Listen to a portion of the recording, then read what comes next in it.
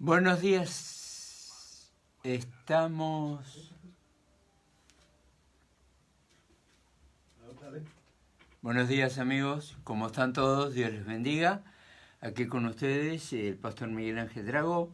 Y después de esta ausencia de este par de semanas, conforme a las fechas de Año Nuevo, y precisamente el tema que les traigo tiene que ver con los propósitos que tenemos cada uno de nosotros con el comienzo de año, ¿no? Siempre es una etapa que se comienza y otra que termina. Y bueno, hoy no va a estar con nosotros nuestro querido amigo y hermano Roberto Gione, ya de que no estaba muy bien de salud, tal vez cansado de mucha actividad, ¿no? A todos nos pasa cuando estamos en un ministerio, no hay día ni horario, son 24/7, ¿no? Como se dice aquí. Y de esta manera comenzamos el año y viene a ser este el primer programa del año. Estamos aquí, como siempre, en redemifortaleza.com, donde usted encuentra esta agradable señal cristiana que está auspiciada por nuestro querido hermano y amigo Esteban Inaxic, donde ya lleva, ¿cuántos años, hermano Esteban, aquí? 14 años aquí, 14 años en la radio y una multitud de seguidores de la radio en toda su amplia programación que nos llena, ya de que tenemos de todo, música, programas, y estamos hoy en este lugar para llegar a la casa de todos ustedes, siempre con el gusto que nos complace, nos llena de bendición del Señor, el estar sabiendo que llegamos a usted, que llegamos a su vida. Quiero agradecer por el año pasado a todos los que nos han seguido, han compartido los programas, me han hecho llegar consultas y seguimos precisamente este año dispuestos para responder en sus necesidades. Para eso estamos aquí, para poder proveer precisamente como se llama nuestro programa, Paz para el Alma. Dicho esto, el material o lo que hoy traemos para compartirles pues tiene que ver con la fecha propia, o sea, es decir, qué es lo que vamos a hacer este año, qué es lo que me propongo alcanzar. Es un desafío y nosotros, los seres humanos, estamos de alguna manera mentalizados en que comenzamos algo totalmente nuevo. Y sí es cierto, ¿no? O sea, comenzó el 1 de enero, es un año nuevo. Pero hace poco me llamaba la atención estos días de que los científicos estaban celebrando este acontecimiento, pero ellos no se referían a un año nuevo, sino que se referían a un nuevo ciclo.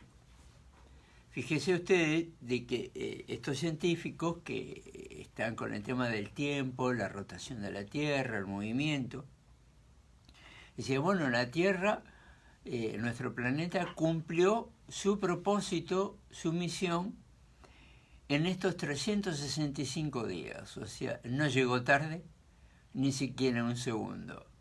Fíjese de que si hubiese llegado tarde un segundo a cumplir la vuelta de rotación, más bien de traslación, porque el planeta se llama rotación y traslación, y la traslación, volver al mismo punto de partida, lleva estos 365 días. Es decir, de que todo tiene un ciclo. Nosotros también. Nosotros tenemos un ciclo, obviamente, medimos la vida como un ciclo. Estamos, aunque vivamos los años o las décadas que vivamos aquí en la Tierra, o sea, en la vida misma, tiene un fin. Nosotros como creyentes sabemos de que la muerte para nosotros no es el fin, eventualmente es el principio de la eternidad, en lo que tiene que ver con nuestra fe en Cristo Jesús. O sea, comienza allí la vida eterna, aunque ya comenzó dentro nuestro cuando ya hemos creído. Pero hablando del tiempo natural, comenzamos este nuevo ciclo de 365 días, los propósitos que tenemos. Muchas cosas se cumplieron, cada uno de nosotros ha cumplido determinadas metas, propósitos, deseos, compromisos, y otros que no han podido ser. Tal vez quedaron pendientes algunas cosas, tal vez algún viaje, un trabajo nuevo, un cambio de vivienda, una serie de cosas de que no nos alcanzó el tiempo, tal vez, no se dieron las condiciones. Pero en realidad tenemos que pensar esto.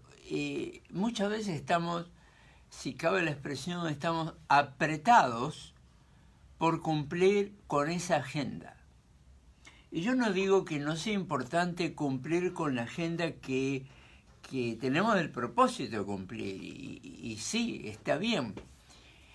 Pero es que el 31 de diciembre, el 1 de enero, no cambia nada. O sea, eventualmente, si vamos a medir los tiempos, los 365 días están divididos en 12 meses, y cada mes también es un ciclo, cada mes puede tener un propósito. Este mes voy a tratar de bajar de peso o subir de peso. Bueno, yo recientemente tuve problemas de salud y tuve que procurar subir de peso, no bajar, porque bajé solo, ¿no? Pero, es decir, cada uno de nosotros tiene propósitos que va a intentar cumplir. Ahora, si has intentado cumplirlo y no lo has logrado, tampoco eres culpable. O sea, el tiempo es el mismo, el 31 de diciembre y a partir del 1 de enero, como dije antes. Lo que cambia somos nosotros. Eventualmente vamos envejeciendo. Yo sé que los jóvenes van a pensar de que no van envejeciendo, cosa que es un error porque se empieza a envejecer a partir de los 30 años, pero eso la gente regularmente lo ignora porque uno se siente joven a esa edad, pero biológicamente se empieza a envejecer a los 30 años. O sea, se deja de desarrollar el ser humano a los 25, hay una pausa de unos 5 años, y a los 30 años uno empieza a envejecer, a gastarse, etcétera, todo ese tipo de situaciones. Muy bien. Entendiendo esto, los propósitos para este año pueden ser diferentes conforme a cada uno. Si tú te estás poniendo un término que te exige que en determinado tiempo vas a alcanzar eso, no es la forma correcta de encararlo, porque tu mente, tus fuerzas, tus deseos, tus frustraciones, tus anhelos van a estar supeditados al tiempo y no a la condición de lo que te has propuesto. En realidad, ponerse un tiempo para las cosas es relativo, o sea, uno tiene que procurar alcanzar las metas y Dios es el que eventualmente va a definir los tiempos. Ahora, vamos a suponer de que cada uno de nosotros se propone hacer cambios este año. Esos cambios, como he compartido alguna vez, creo que lo mencioné en la predica del domingo, que también tenía que ver con esto, aunque trato un tema diferente, cada uno de nosotros tiene un plan y cada uno de nosotros tiene un camino que va a seguir. No hay algo establecido de que para progresar o para alcanzar algo hay una fórmula mágica. Hoy en día hay muchos expositores que venden determinada fórmula que mira, sigue estos pasos y vas a alcanzar las metas. O sea, todo eso es relativo. O sea, eso conforme a la persona de cada uno, a la personalidad, a la forma en que cada uno es, cómo se ha desarrollado, cuál fue tu medio ambiente donde creciste, tus padres, o si no estuvieron tus padres. En fin, una serie de cosas que de alguna manera van a influenciar las decisiones que tú tomes en tu vida a lo largo de toda tu vida. Incluso de decir, bueno, me propongo esto, sí hay ciertas condiciones que uno debería de tomar en cuenta y es lo que quiero compartirte hoy. En primer lugar, cuando buscamos de que este nuevo año produzca un cambio en mi vida y en mi entorno, en familia, etcétera, en mis propósitos, compromisos, vivencias, ministerio, familia, todo eso, nosotros podemos hacer planes. En definitiva, es Dios el que va a determinar que las cosas sucedan o no. En lo que tiene que ver con nuestra parte, lo que depende de uno mismo, lo primero que tiene que haber es un compromiso. Es decir, el cambio que estás buscando requiere primero que uno cambie. En realidad, la idea de este concepto es de que si uno no cambia, no cambia nada. Yo no puedo cambiar mi entorno. Cuando no soy capaz de cambiarme a mí mismo, difícilmente pueda cambiar mi entorno de vida. Yo no puedo influenciar a quienes me rodean, mi familia, ministerio, amigos, compañeros de trabajo, si yo no cambio. Mira, me viene a la mente, si me permite, una historia de hace unos cuantos años, de allá de donde yo vengo, del rancho donde vengo, ¿no? Entonces había un lechero, que recuerdan cuando se repartía la leche con lo que aquí regularmente en español le dicen los tambos, ¿no? Esos tarros grandes donde el repartidor de leche traía su contenido, ¿no? Y la distribuía en los envases que la gente tenía a disposición. Bueno, entonces la gente notó un día que las cosas habían cambiado, de que el producto, la leche que traía vamos a llamarle Don Juan, había cambiado, era mucho mejor. Entonces la gente empezó con esos comentarios de siempre, ¿no? A especular, a sacar conjeturas, y decía, bueno, probablemente Don Juan contrató a un ingeniero agrónomo, cambió la forma de alimentación, los pastos que le dan a las vaquitas, le dieron tal vez hormonas, pero cambió mucho el producto. Entonces todo el barrio donde él distribuía quería saber. Y le preguntaba, don Juan, ¿qué le hizo? Puso un veterinario, un ingeniero agrónomo, los trajo de allá, de la ciudad, y él le dice, no, pero mire, todos quieren saber, vamos a hacer una cosa, los espero mañana, a esta hora, aquí en la esquina. Y yo les voy a decir a todos cuál fue el cambio. Muy bien, pasó ese día, llegó la cita del día siguiente, y entonces él, parado arriba de su carrito, le habla a todo el público que estaba ahí, todo el barrio, toda la vecindad, y dice, mire, aquí no llegó ningún ingeniero agrónomo, no cambié los pastos, no cambiaron las vaquitas, no cambió el toro, no cambió lo que le damos de comer, no hay hormonas tampoco, no hay nada de eso. Nada cambió, todo está igual. El que cambió fui yo, porque ahora me convertí. Entonces dejé de echarle agua a la leche. Entonces, eso esconde cómo es cada uno de nosotros antes y después de Cristo. Y de que los cambios no vienen de abajo, los cambios vienen de arriba. Uno tiene que esforzarse. O sea, la Escritura dice, esfuérzate y sé valiente, ¿no? También dice, Josué dice que te prosperaré en todo lo que emprendas. No estamos hablando de prosperidad como en los términos que hoy se usan, ¿no? Erróneamente. O sea, parece que la palabra prosperidad solamente tiene que ver con el dinero, y eso es totalmente erróneo. O sea, eventualmente el dinero puede ser una de las tantas cosas que significa prosperar. O sea, la Escritura, el Señor le dice a José, te prosperaré en todo lo que emprendas. Pero él tenía una misión que cumplir. Entonces esa misión, incluso había riesgo de vida. O sea, él tenía que obtener, ganar determinado territorio, vencer a los enemigos. Pero tenía la promesa de Dios, te prosperaré, o sea, te voy a hacer ganar. Pero nunca está hablando del dinero. Está hablando de tener victoria en la vida. Lo cual también es relativo tener victoria, o sea, ¿qué es la victoria? Fíjense de que es un término que viene del tiempo de los griegos, ¿no? Cuando ellos corrían hacían carreras deportivas, carreras pedestres, o sea, no sé si usted lo sabía, pero ellos corrían desnudos.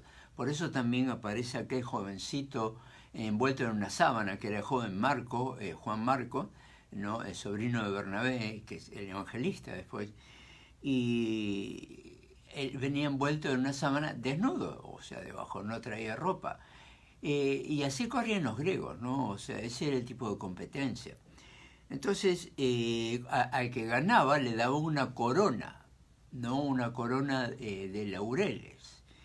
Y ese era el concepto en el tiempo de Jesús. De ahí, cuando se lo toma burlescamente, o sea, bueno, vamos a obviar los detalles ahora, no vamos a entrar en eso, pero tratan de burlarse de Cristo dándole una supuesta corona, ¿no?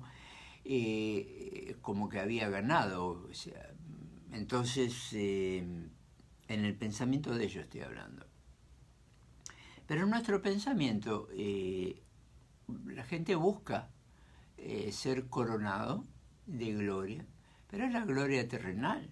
Nosotros no buscamos la gloria terrenal. Y aquel que está pensando en que la bendición de Dios solamente viene con una prosperidad económica, ese está totalmente errado. O sea, no puede haber una prosperidad económica si no hay una prosperidad en tu propia persona. Ahora bien, usted dirá, no, pero es que yo sé de personas que han prosperado mucho y son tremendos sinvergüenza. Claro, pero esa prosperidad no viene de Dios. Usted dirá, esto es controversial, y sí, pero usted, si usted tiene duda de lo que le estoy diciendo, yo lo invito a que usted escudriñe las Escrituras y va a encontrar de que en ningún caso hay una bendición económica simplemente por ser obediente. O sea, uno tiene que cumplir a lo que fue llamado por el Señor. Si uno no cumple lo que fue llamado por el Señor, la bendición no va a llegar. Uno tiene que doblegar su propio espíritu, el del hombre, y entregarse a la voluntad de Dios. Ahí es cuando viene la prosperidad. Pero bueno, esto tiene que ver en parte con lo que quiero compartirle hoy. O sea, el primer punto es el compromiso. Yo debo estar comprometido con Dios y conmigo mismo. Ahora, para esto debo tener en cuenta algo más que el propio compromiso. Debo tener un balance de la vida, es decir, así como cada año aquí en Estados Unidos, en determinada fecha se cierra el balance, digamos, el balance financiero, y cada uno tiene que pagar los impuestos, así como también se le requirió en un momento dado el Señor, ¿no? A César lo que es del César y a Dios lo que es de Dios. Entonces él tiró la moneda ahí, pero vamos a de que rendir cuentas. La gente le tiene, fíjense que en esta cultura aquí en Estados Unidos, la gente le tiene más temor reverencial al tío Sam, ¿no? A los impuestos que a Dios mismo. Cuando el tío Sam es el que le va a rendir cuenta también a Dios. Aquí nadie se escapa sin rendir cuenta a Dios, sea una persona, una familia, un pueblo y aún una nación. Y esto es totalmente bíblico. Cuando Israel se escapó de la voluntad de Dios y adoró otros dioses, etc., tuvo que pagar grandes y gravosas consecuencias. Se puede decir que impuestos. Usted dirá, pero en dinero, ¿qué impuesto le paga? No es eso. Impuesto en el sentido estricto de la palabra, imponer algo. Cuando Dios te pone una carga por la falta de obediencia. Entonces, debemos de dar cuenta a Dios. Antes de hacer una agenda y un balance de lo que quiero alcanzar este año, debo hacer el balance del año pasado. De lo que me propuse, qué es lo que alcancé. De lo que me propuse, qué es lo que logré. Y lo que logré, ¿lo hice dentro de los parámetros de Dios? Es decir, ¿agradé a Dios con lo que hice? ¿Exalté el nombre de Dios? ¿Fue Dios glorificado? ¿Alcancé las metas que me proponía? Las metas que me proponía, y aquellas que logré alcanzar estaban en el marco de la voluntad de Dios? ¿Estás seguro?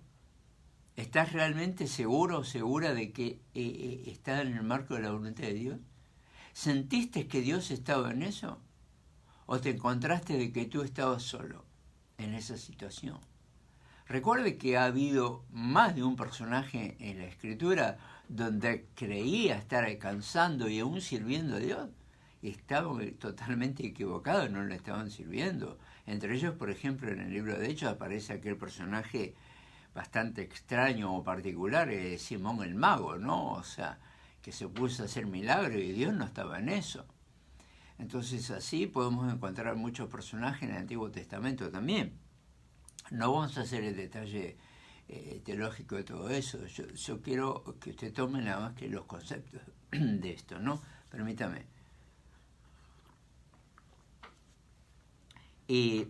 Cuando hacemos el balance, tenemos que, como todo balance en contabilidad, está el debe y el haber.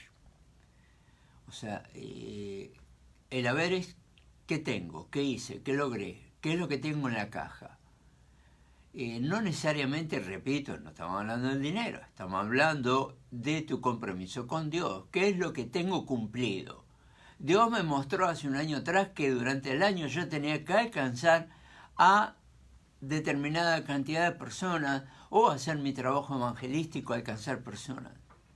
Eso es la economía de Dios también. O sea, buscar primeramente el reino de Dios y su justicia, y todo lo demás será dado por añadidura, Mateo 6:33. Entonces, ¿cuál es el reino de Dios? O sea, ¿es el billete? ¿Es la fama? ¿Es la fortuna? ¿Es el reconocimiento público? No, nada de eso. O sea, nuestro trabajo, nuestra victoria, no son los laureles. Nuestra victoria no es ganar la carrera humana.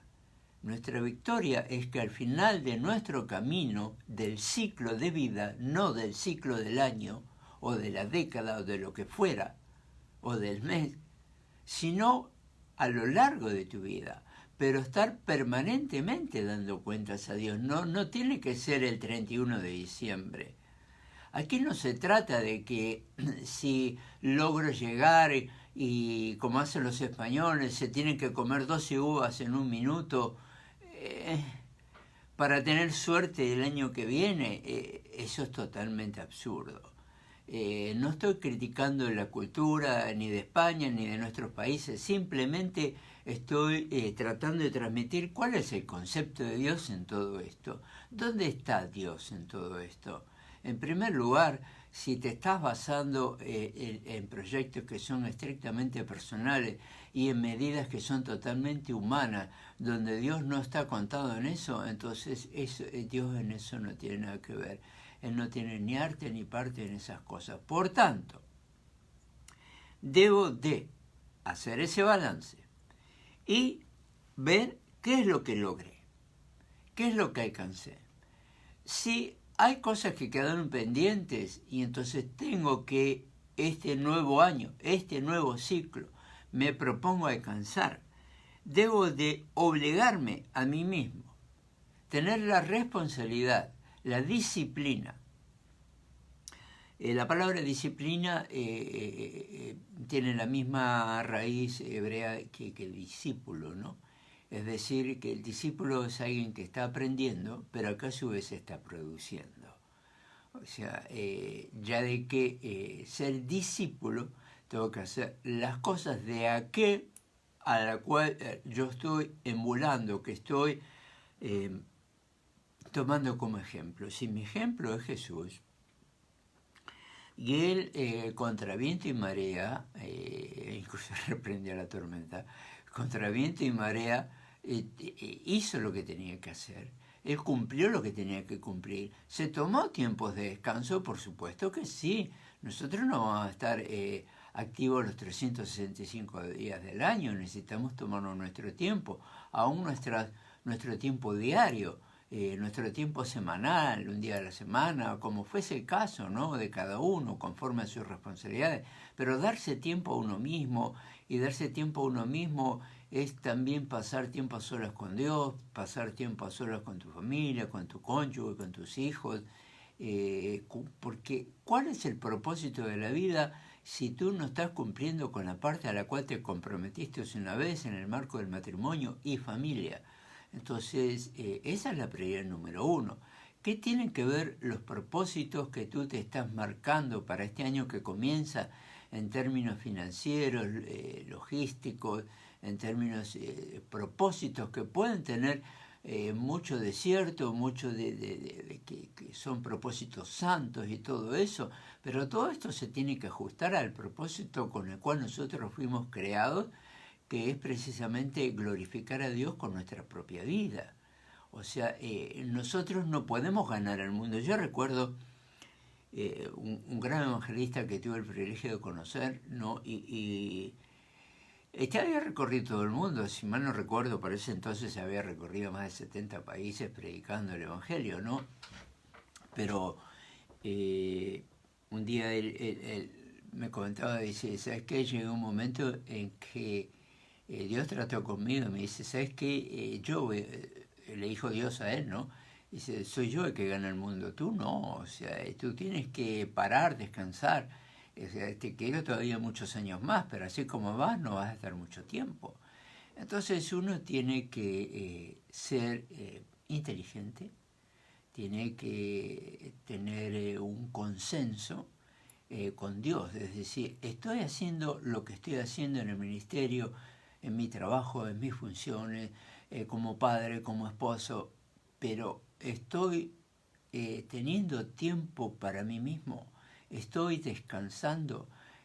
¿A qué nivel estoy llegando? Es lo mismo que cuando tú tienes un aparato electrónico, como un teléfono, como una tableta, una computadora, algo que sea de pronto portátil, ¿no?, que se alimenta a batería. Y tú lo usas, ¿no? Y de pronto incluso tiene varias ventanas abiertas, correo electrónico, páginas, etcétera. Y llega un momento, se agota más rápido la batería. Es más, llega a agotarse la batería de no servir. Entonces ya no puede trabajar, no tiene fuerza para hacerlo, no tiene energía. Por más que lo cargues, que lo enchufes, ya no da más. Así es el ser humano. El ser humano también se agota, se gasta, se acaba. Y va a llegar un momento donde no da más. Pero ¿sabes cuál es el problema? De que nosotros no podemos cambiar la batería. Cuando se agotó, ya estuvo, como decimos en el barrio. No hay más. Y llegan las enfermedades, llegan los ciclos de vida del envejecimiento, del envejecimiento prematuro, entiéndase bien, entonces envejecer antes de tiempo, tener que dejar las actividades porque no me cuidé, porque no discerní los tiempos, ni las sazones de Dios, ni tuve la disciplina de tener una agenda, aún para los compromisos diarios en mi relación personal con Dios y en mi relación con Dios a través del ministerio. Es sabio en este orden de cosas delegar. Pablo lo hizo. Si bien era un hombre de estar en todo, Pablo era el superapóstol, ¿no? O sea, él estaba en todo, o sea, tenía conciencia de todo lo que pasaba. Sin embargo, tenía sabiduría aún antes de que él comenzara su ministerio terrenal, en su ministerio cristiano, no el de fariseo. Fíjense que cuando se convierte, después de que el Señor lo llama, trata con él bastante duramente, cuando él se cae en el camino de Damasco, él se va 3 años a Arabia a reestudiar la Escritura. No quiero entrar mucho en teología porque solamente quiero ver la figura del hombre, ¿no? Él estuvo 3 años ahí aprendiendo o reaprendiendo la Escritura desde el punto de vista ahora en Cristo. Él planificó su vida. Es decir, esos 3 años antes de comenzar el ministerio, que ya había recibido el llamado claramente, sin duda alguna, él se dio ese tiempo. Probablemente Dios trató con él en eso y le mandó personas que iban a orar por él, aquellos que tuvieron miedo. Pero Pablo a veces todavía nos manda a matar, ¿no? Pero no, ya Dios lo había amansado, o sea, ese hombre ya se había convertido.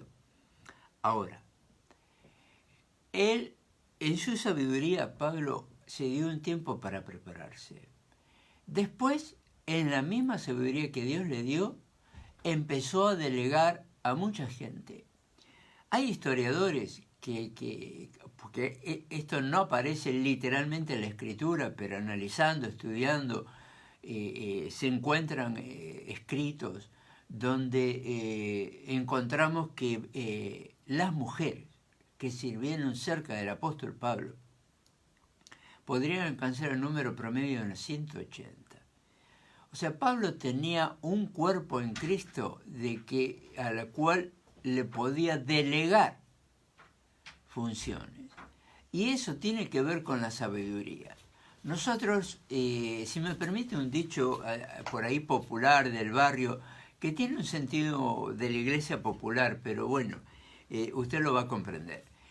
No se puede dar misa y tocar la campana al mismo tiempo. O está afuera o está dentro. O está en el campanario, o está en el altar, o está en la puerta recibiendo a la gente. Pero uno no es Dios. Uno no puede estar en más de un lugar al mismo tiempo. Uno debe de ser consciente de las limitaciones humanas que nosotros tenemos. Usted diría, no, pero mira fulano, mira mengano. Pero mira, también hay pastores que se mueren. Incluso hay algunos que se mueren en el púlpito. Y todavía la gente, perdónenme la expresión, en la ignorancia, o sea, por no saber, no estoy diciéndolo mal, dice, tendría pecado. O sea, pero es que Dios no obra de esa manera. Faltaba más. ¿Qué clase de Dios crees que estamos hablando del Dios de la gracia? No es un Dios tirano. Porque cada uno va a rendir cuenta. Sí, por supuesto que cada uno va a rendir cuenta. Pero cada cosa en su tiempo. Y Dios también trata las cosas en su tiempo con cada uno. O sea, si alguien se muere en esas condiciones, probablemente es por el exceso de trabajo o por el exceso de problemas que no los pudo administrar. Es decir, los problemas que llegan, a veces los buscamos y otras veces llegan solos, pero tenemos que administrarlos. O sea, ¿cuál es la prioridad? ¿Qué es lo que tengo que atender de inmediato? ¿Qué es lo que requiere que lo atienda? Si hay cosas que las vengo demorando, obviamente que tengo que ocupar tiempo de hacer lo que ya tenía que haber hecho. Entonces, cuando es así, no tomar nuevos compromisos y superponerlos a eso, porque si no, parece ser que nuestros compromisos terminan siendo como esos folios en las oficinas públicas, ¿no?, del Estado, mayormente en nuestros países, pero aquí no escapa de eso, ¿no? O sea, aquí también a veces tienes que hacer un trámite como migración y te pueden tardar 2 años en darte una respuesta, a veces más. O sea, de pronto, ¿qué cantidad de documentos estás acumulando? ¿Qué cantidad de compromisos estás acumulando en tu propia persona, en tu ministerio, en tu casa? O sea, ¿puedes tomar más de un compromiso a la vez? ¿Vas a cumplir? Va a llegar un punto en que la gente te va a decir, no, a fulano no le pidas nada, no le encargues nada. ¿Sabes por qué? Porque no lo hace. ¿Te gustaría ganarte esa fama? Ese reconocimiento público, mejor que no. Entonces, para esto debo de ser consciente cuáles son mis limitaciones. ¿Cómo voy a saberla? Primero, como dije antes, tienes que hacer un balance del año pasado. Si tú apuntaste en un papel, una libreta o algo, una agenda, lo que querías alcanzar, y de pronto empiezas a tachar, decir, esto está, y con otra señal, otra forma de tachar o marcar, o usas con rojo lo que no lograste, y de pronto empieza rojo, rojo, rojo. rojo. ¡Ay! No logré ni la mitad de las cosas. Y lógico que nosotros, en nuestra humanidad, vamos a decir, no tuve el tiempo, me tuvieron ocupado, me están llamando todo el día. Bueno, pero es que tienes que tú seleccionar también, y tienes que hacer como Pablo, tienes que delegar. Y lo que no puedes hacer, pues no lo tomes. Simplemente no lo tomes. Tú tienes un límite de poder hacer. Tú puedes atender, ¿cuánto? 1, 2, 3 personas por día, 5 personas, 10 personas, pero no 20, no 30. O sea, eso ya es para un ministerio. Es decir, si tú estás dando, si eres pastor y estás dando consejería y te vienen 10 personas por día, llega un momento. Yo sirvo en consejería hace más de 20 años y puedo decirle de que a veces me he pasado 3 horas, 4 horas, porque me interesa que la gente se vaya, salga, no como vino, sino con una resolución hecha. Pero llega un momento en que tú ya no puedes más. Entonces ahí es cuando empiezas a preparar gente para que ellos también se ocupen de atender esas necesidades del pueblo. Acuérdate, esto le pasó a Moisés también. Y incluso fue a consultar al suegro, que no era judío. No, o sea, era más bien pagano. Y bueno, entonces él le dice, mira, pon consejero, tú no puedes atender a todo. Yo le recuerdo, por si usted no lo tiene presente, Israel en ese momento, ahí en el desierto, tenían 2.600.000 personas, o sea, casi 3 millones de habitantes. O sea, ¿tú crees que una persona puede atender a todos? Es imposible, él no es Dios. Ninguno de nosotros somos Dios. Entonces, representamos a Dios, y si no lo estamos haciendo correctamente, lo estamos representando mal a Dios. Esa es la impresión que la gente se lleva. Es mejor decir, mire, lo siento, no puedo. Lo voy a referir a alguien que tal vez lo pueda atender. Muy bien, ya hablamos del balance y de eventualmente la conducta, la actitud que debo tener ahora. Muy bien, entonces ahora, ¿esto qué es lo que tiene que ver? ¿Con qué tiene que ver estas cosas que le estoy diciendo? Tiene que ver con tu carácter. En nuestra cultura mayormente la palabra carácter se confunde con la forma en que nos manifestamos. No, no es eso el carácter. El carácter es lo que define a la persona. Es decir, es trabajador o es vago. O sea, eso tiene que ver con el carácter. Bueno, las cualidades que se le da a la persona. Eso forma el carácter. Es una persona que es simpática, es atento. Entonces, eso forma el carácter. Ahora, cuando nos enojamos, cuando respondemos tal vez de la manera no apropiada, que puede pasar en nuestra humanidad, aún también Jesús experimentó eso, el apóstol Pablo, y cada uno de los discípulos, Pedro, ni hablar de Pedro, ¿verdad? Vivía prácticamente enojado todo el tiempo. O sea, era capaz de cortar la oreja a cualquiera que se le ponga adelante que esté en oposición, ¿no? Pero eso se define no en el carácter, porque eso no define a la persona, sino define en su manifestación. Y eso se le llama temperamento. Por eso no confundamos eso. Muy bien. Entonces, en cuanto al carácter, debo de proponerme algo. Probablemente cambiar el temperamento a veces lleva más trabajo, porque es uno que se tiene que dominar, autodominar, contener. Es decir, tomar control de esas situaciones. En cuanto al carácter, es decir, a ver, tiene que ver con la disciplina de carácter. Por ejemplo, voy a necesitar más horas en el día. Bueno, no puedo poner más horas en el día, ya las trae. Pero, ¿qué es lo que puedo agregar? Bueno, puedo agregar 1 hora, me levanto más temprano. Puedo quitar 1 hora que tengo de esparcimiento, de que a determinada hora me siento a ver un programa de televisión, de que me quedo viendo páginas de internet, ¿no? Que eso lleva bastante tiempo porque te propones hacerlo en 10, 15 minutos y pasaron 45, 50 o más. Entonces decir, bueno, sí me interesa ver páginas de internet, ver qué es lo que está pasando, ver otros ministerios cómo se están desarrollando. Todo eso es interesante, todo eso es bueno para la edificación de tu propio ministerio y vida, pero también tienes que ponerle un límite. O sea, si te vas a ver todas las páginas de internet, te vas a pasar 140 años porque no te va a alcanzar. Hoy hay miles de millones de páginas. Parece que hay más páginas que habitantes en el mundo, ¿no? Es algo absurdo, pero bueno. Entonces, fíjese, Facebook tiene 1.400 millones de usuarios, por ejemplo, ¿no? Entonces uno tiene que poner un límite a todas esas cosas. Y si quieres rendir más, entonces tienes que hacer una agenda de trabajo en función de los tiempos. ¿Cuánto tiempo voy a dedicarle a atender a determinadas personas? ¿Cuánto tiempo en los que vienen a buscar a una consejería o mentoría cuando me toca atender pastores, ese tipo de cosas?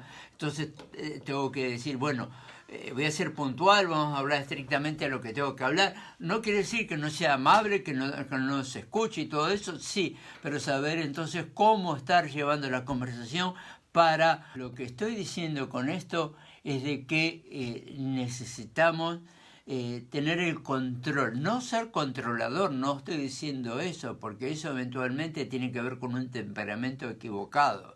¿No? Que una persona que puede manifestarse como dócil, pero es manipulador. Mira, oye, Juanito, ven y hazme el favorcito. Sí, hazme esto aquí en casita. Ya que lo hiciste, después que lo hizo.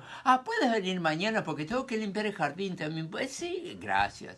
Entonces, no. O sea, tú tienes que... puedes contar con las demás personas, pero no para beneficio tuyo. Tienes que contar con las demás personas. No estoy diciendo, si tienes una necesidad y necesitas de esa persona, se lo dices directamente. O sea, quiero decir que el carácter de la persona tiene que tener algo en particular que se llama integridad. La palabra integridad, que la conocemos, se usa mucho, se califica a las personas por integridad o por la falta de la misma. Pero, ¿qué significa? Significa ser íntegro, es que está completo.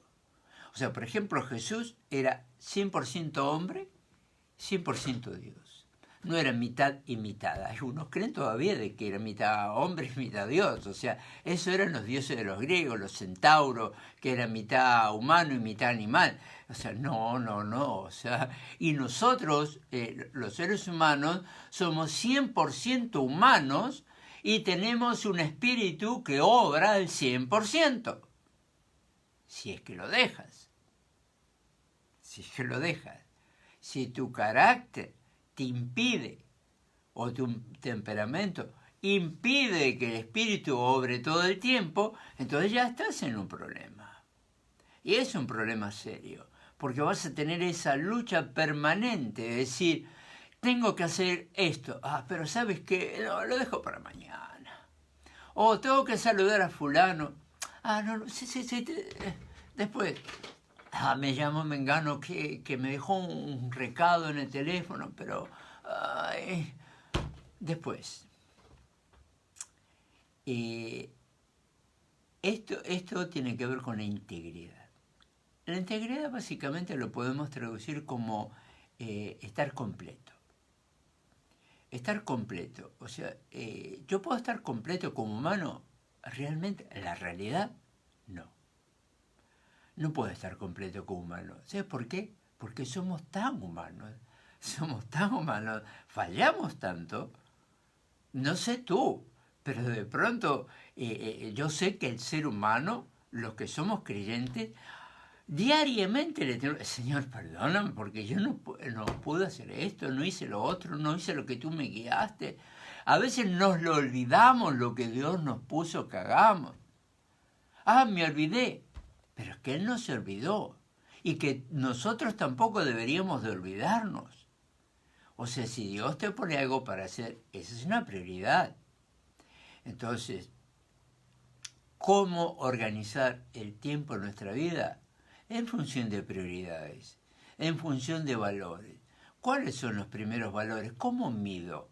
¿Tiene que ver lo financiero? Bueno, si tienes que moverte en ese terreno de lo financiero por una cuestión de presupuesto, obviamente es una prioridad, pero la prioridad financiera nunca puede superar o sobreponerse a la prioridad que es espiritual. Es decir, en el término de la administración del tiempo, que es lo que estamos tratando, primero Dios. ¿Cómo se dice culturalmente? Aún los que no son creyentes dicen, ahí nos vemos, primero Dios. En realidad, si la gente tuviese primero a Dios como realmente lo dicen, hasta a modo de saludo, cosa que no sería ético, espiritualmente hablando, porque estás metiendo a Dios en algo en que tú no lo tomas en cuenta. Entonces, ¿para qué lo vas a mencionar? No usemos el nombre de Dios en vano. No estoy hablando de un judaísmo, estoy hablando de una realidad. Es decir, yo tampoco me voy al extremo, ¿no? Me he encontrado con escritos cristianos, no judíos, y de que evitan describir la palabra de Dios completa. Entonces ponen de-os. Pero eso lo hacen los judíos. O sea, mencionar la palabra de Dios, yo ya la he mencionado como 30 veces desde que empezó ahora este programa, hoy. Entonces, eso no es blasfemia. Estoy contando con Dios para mi vida y espero que tú lo hagas para la tuya. Por eso estoy tratando de este tema. O sea, ocupa a Dios en tus cosas, pero no lo involucres en las cosas vanas. Si tú no vas a cumplir, ni lo menciones. Si tú cuando saludas a alguien, Dios te bendiga, y tú de corazón no lo estás sintiendo, no lo hagas. Porque estás usando el nombre de Dios en vano. Si tú tienes problemas con esa persona y le estás diciendo Dios te bendiga, eso es hipocresía. Eso no es integridad. Eso está lejos de la integridad. ¿Para qué le vas a decir Dios te bendiga si realmente tú no lo estás bendiciendo de corazón? O sea, usar el nombre de Dios para saludar sale sobrando cuando tú no lo estás sintiendo. Si lo vas a decir, haz porque lo sientes en tu corazón. Si no, ni lo menciones. Ahora, usted dirá, ¿y qué tiene que ver esto con el tiempo? Tiene que ver. Porque cuanto más metemos en vano el nombre de Dios, más ociosa se hace nuestra mente. ¿En qué sentido? Porque no estamos, cuando usamos esos términos y no estamos siendo íntegros, nuestra mente se convierte en ociosa, porque estamos usando vanamente ese nombre. Entonces, debo de enfocarme en el marco de la voluntad de Él. Si yo voy a bendecir, voy a bendecir. Si voy a bendecir, no tiene que siquiera haber un pensamiento contrario hacia esa persona. Si yo quiero bendecir, voy a ocupar mi tiempo para bendecir. Si yo quiero bendecir, voy a esperar que Dios me ilumine con la palabra acertada para esa persona. A veces, muchas veces, uno obra mejor cuando se calla que cuando habla. Entonces, si voy a hablar, tienen que ser cosas que edifiquen, que sanen, que restauren a las personas. Y la misma actitud tiene que ser para contigo mismo. ¿Qué quiero decir? Estoy hablando de integridad.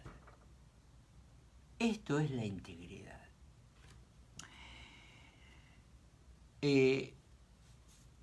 Necesitamos también hacer un balance, si bien del año pasado, pero hacer un balance de proyección. Es decir, voy a contar con determinado tiempo por día, por semana, para hacer determinadas cosas. Ahora bien, como todos ustedes, también tengo mis propios planes. Y hay planes que ya en este momento están excediendo mi capacidad humana. ¿Qué hago? Los dejo. Si vienen de Dios, es porque Dios quiere que encare esos proyectos. Pero soy consciente, y debo serlo, de que solo no puedo. Usted dirá, bueno, ¿cuento con Dios? Sí, claro, por supuesto. Todos los que han servido a Dios en la Biblia también contaron con Dios. Pero no quiere decir de que ellos siempre han logrado las cosas. encontramos en la Biblia de que muchos lograron cosas y otros no lo lograron. Por tanto, si tienes planes que vienen de Dios, tú tienes que proyectar esos ministerios en función de lo que Dios va a proveer. Es decir, solo no puedo. Necesito que Dios me provee las personas idóneas para hacer este trabajo. Por ejemplo, en este momento acaba de entrar la pastora Dolores, que va a hacer los cambios necesarios en los controles. Aquí está, saludos. Feliz año. Va a hacer los controles necesarios en los controles, ¿no? Yo no puedo estar ahí en el panel de controles. El tiempo casi se me fue volando. Así es la vida. Por eso tenemos que organizarnos correctamente. Ahora bien, voy a resumir unos pasos para su agenda espiritual de este año. Dividir las metas, cuáles son posibles y cuáles van a necesitar ayuda. Prepárese para el cambio, es decir, todo cambio involucra esfuerzo, muchas veces mucho esfuerzo, y tal vez tú no puedes solo. Vas a tener que decidir qué es lo que vas a hacer y qué es lo que vas a tener que dejar de hacer para otra ocasión, y contar con aquellos que te pueden ayudar. Necesitas formar un equipo. Cuando formes un equipo tienes que delegar las responsabilidades con la misma visión. Tienes que saber transmitir la visión que Dios te ha dado para que los demás también puedan alcanzar esa visión. Necesitas visualizar el triunfo. Muchos en el ámbito cristiano también usan el término éxito. La palabra éxito en el cristianismo también es muy relativa. Tiene la misma raíz idiomática que éxtasis. Y el éxtasis es algo que se alcanza y que es fugaz.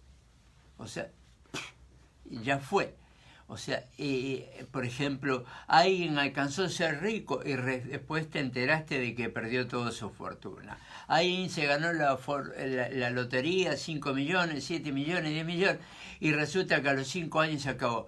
Por cierto, hay estudios hechos de que los pobres que se hicieron ricos de esa forma, en un término de 5 a 7 años, perdieron todo. No más del 70% de las personas. Muy bien, entonces uno tiene que tener la capacidad de administrar el tiempo y los recursos que Dios te ha dado. Tienes que visualizar el triunfo. El triunfo tiene que ver con un estado permanente. El éxito no es permanente. El apóstol Pablo habla de ir de victoria en victoria, pero él no está hablando de quedarse en el pico, sino llegas al pico y bajas al fondo y vuelves a subir después con otro esfuerzo, con otro propósito, con otras metas. Y después vuelves a bajar. A eso es a lo que se refiere el apóstol Pablo, de victoria, pico alto, en victoria, de victoria a victoria. O sea, se sube, se baja y se vuelve a subir. Así es la vida, nadie se queda arriba. Entonces, cuando tú entiendas esto y se dan situaciones de que altibajos, vas a comprender de que las metas no dependen exclusivamente de ti, sino de que tienen que ver con tu organización mental, espiritual y cómo lo has puesto en las manos de Dios. Se terminó el tiempo. Entonces con esto me voy a estar despidiendo. Les dejo mi número de teléfono a los que me quieran contactar por eventos en su iglesia, exposición y también consejería. Mi teléfono es del área 951, estoy en el área de Los Ángeles, 951-220-0375. Agradezco a todos los hermanos, hermanas, ministerios, pastores, gracias a todos los que están allí, que nos van siguiendo todo este tiempo. Y gracias a todos los oyentes en todas partes del mundo. A veces me sorprenden de que lugares tan remotos, tan lejanos nos están siguiendo. Gracias a todos, gracias a radiomifortaleza.com, nuestro querido hermano y amigo Esteban Laxic, saludos a Roberto Gione, que se mejore Y les mando un gran abrazo a todos ustedes. Feliz año. Recuerden que este es un ciclo, pero la vida sigue. Aférrese del Señor Jesucristo. Dios los bendiga. Hasta pronto.